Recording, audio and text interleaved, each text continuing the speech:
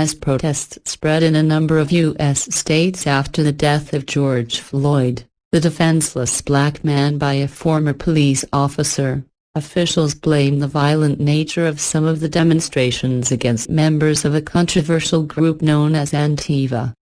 President Donald Trump said on Sunday that the United States would classify Antiva as a terrorist organization, although the federal government has no legal authority to classify an entire local group the way it classifies foreign terrorist organizations. Speaking at the Kennedy Space Center on Saturday, Trump said that recent acts of violence and sabotage in the country are being led by Antiva and other extremist leftist groups that terrorize innocent people, destroy jobs, harm businesses, burn buildings. The president did not provide any evidence of his claim, but National Security Advisor Robert O'Brien echoed Trump's comments on CNN's State of the Union program on Sunday morning, telling Jake Tapper that the violence was driven by Antiva. But what is Antiva?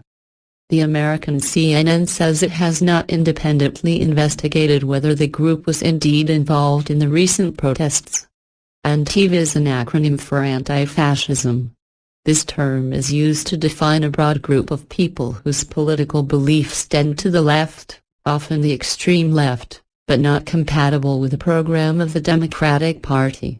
The group has no official leader or headquarters, although groups in certain countries hold regular meetings.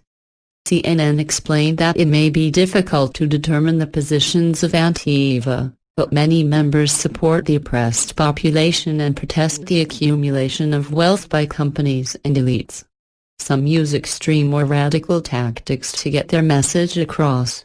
Scott Crow, former Antiva organizer, says the radical ideals promoted by the organization have begun to be embraced by liberals. They could not have looked at those ideals before, because they saw the enemy as us as the rightists. She noted that the majority of Antiva members do not match the stereotype. Since President Trump was elected, most of its new members are young voters. How did the group start?